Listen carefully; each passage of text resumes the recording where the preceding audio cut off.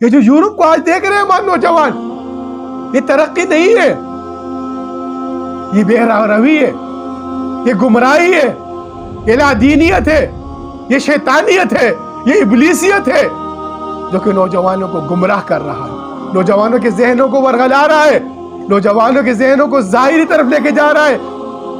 برادران اسلام، یہ رسموں سے نکلی ہے،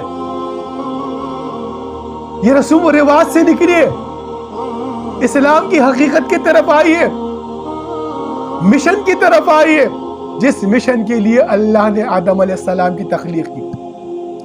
قرآن شریف اٹھا کے دیکھیے اللہ نے کیوں آدم علیہ السلام کی تخلیق کر رہے ہیں۔ سبوح قدوس بولنے والے فرشتے تھے، اللہ کے عرش سے گرد سے طواف کرنے والے فرشتے تھے، فرشتے تخلیق ہو رہی آدم کی، فرشتے کہتے ہیں یا اللہ یہ تو زمین پہ فساد پیدا کرے گا۔ اللہ اکبر۔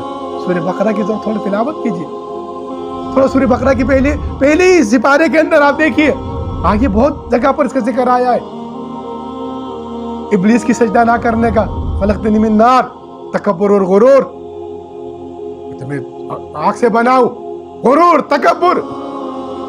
برادران اسلام، آدم علیہ السلام کو تخلیق کرنے کا مقصد، اس زمین کے اوپر اللہ تعالیٰ نے ان کو خلیفہ بنا کے بھیجا۔ اب آپ کا مقصد کیا ہے پھر؟ آپ اس مشن کی طرف کیوں نہیں آتے؟ حضور نبی کریم صلی اللہ علیہ وسلم کی طرف کیوں نہیں آتے؟ ارے آج کی آپ دیکھیے ترقی کو، یہ ظاہری ترقی کی طرف جانے والے نوجوان، ارے اپنے اندر کے من کو صاف کرنا ہے، اپنے دل میں لا کے نور محمد کو سمانا ہے، اس کائنات کو اللہ آپ کے لیے مسخر کر دے گا۔